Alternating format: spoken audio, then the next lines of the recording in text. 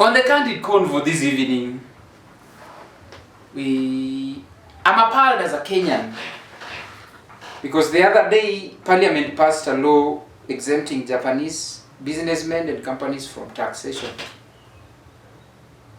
I'm yet to read the entire act itself, but from the basics that I've gathered, we have a government that only needs a parliamentary sitting to exempt foreigners from taxation.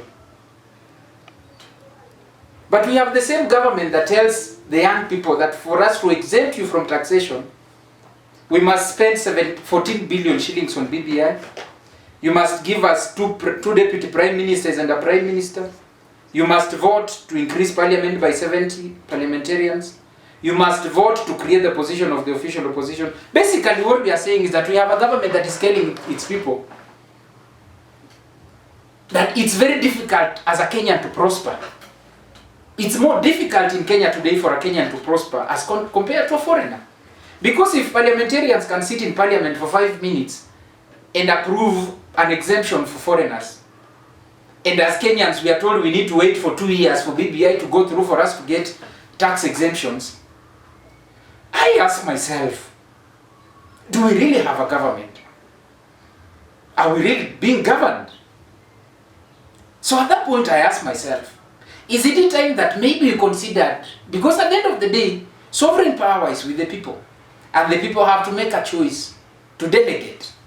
At the moment we delegated power to people who have chosen to abscond their duty to represent us. Is it time maybe we stepped up and recalled that power? Is it time maybe as Kenyans, as sober Kenyans, we stepped up and pulled that power so that we can self-govern? That is a conversation I think as Kenyans we need to engage in and look at it in deeper perspectives. Because at the end of the day, if we are in a situation where as a country, we have a government that blackmails its citizens, we have a government that believes so much in tokenism, to the extent that they have impoverished their people, because you only succeed in a tokenistic environment if the people you are bribing, if the people you are giving tokens are too poor to even afford anything for themselves, to a level where they have to cede their own power to reason. They have to cede their ability to think for themselves. They have to depend on the tokens you give them.